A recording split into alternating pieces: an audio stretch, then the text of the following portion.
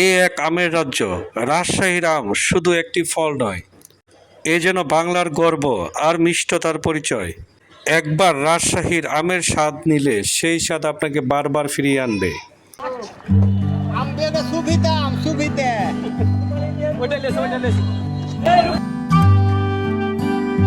আমরা যখন চাঁপাইনবাবগঞ্জের মহানন্দা ব্রিজ পার হচ্ছি, তখন ঘড়িতে সময় 3:30। অল্প কিছুক্ষণের মধ্যে আমরা কানসাটে পৌঁছে যাব। কানসাট হলো গিয়ে ভারত উপমহাদেশের সবচাইতে বড় এবং বিখ্যাত আমের বাজার। কানসাট বাজারে এসে এইমাত্র পৌঁছালাম। আমি যখন কানসাট বাজারে, তখন ঘড়িতে সময় বিকাল 4:50।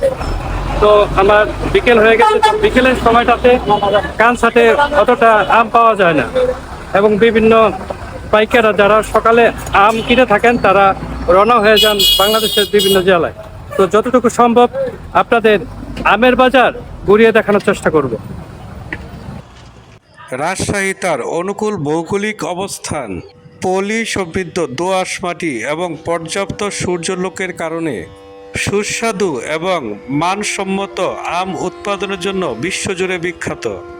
অন্যদিকে আম্রপালি, যা বর্তমানে আম্রপালি নামে পরিচিত, এই আম ভারতের কৃষি গবেষণা ইনস্টিটিউটে 1972 সালে 10 হরি ও নিলয় জাতের শঙ্করায়নে উদ্ভাবিত একটি জনপ্রিয় হাইব্রিড জাত, যার নামকরণ করা হয়েছিল প্রাচীন ভারতের বিখ্যাত নর্তকী ও রাজ বারাঙ্গনা আম্রপালির নাম অনুসারে।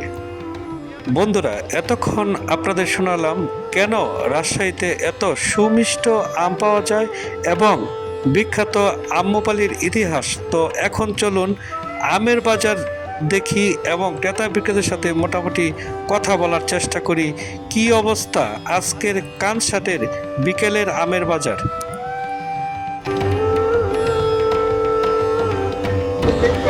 চাঁপাইনবাবগঞ্জের শিবগঞ্জের কানসাট বাজারে কর্মব্যস্ত আমের শ্রমিকরা, যারা কন্টিনিউ আম প্যাকেজিং করছেন সকাল থেকে সেই রাত্র পর্যন্ত।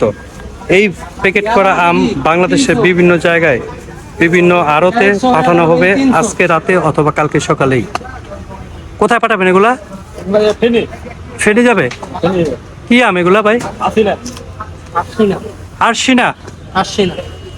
আরশিনা।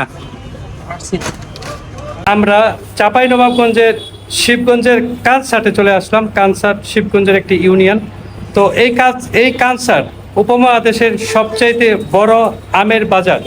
এখানে আমের মৌসুমে প্রতিদিন ভোর 5:30 6টা থেকে সেই বিকেল পর্যন্ত আম বিক্রি করা হয়। বাংলাদেশের বিভিন্ন প্রান্ত থেকে এই জায়গায়, এই বাজারে পাইকাররা আসেন এবং আম কিনে নিয়ে যান, মানুষের চাহিদা পূরণ করে থাকেন। প্রতিদিনই বিভিন্ন প্রান্ত থেকে, বাংলাদেশের বিভিন্ন প্রান্ত থেকে এই জায়গায় পাইকাররা আসেন এবং আম কিনে নিয়ে যান ঢাকা সহ বাংলাদেশের বিভিন্ন জেলায়।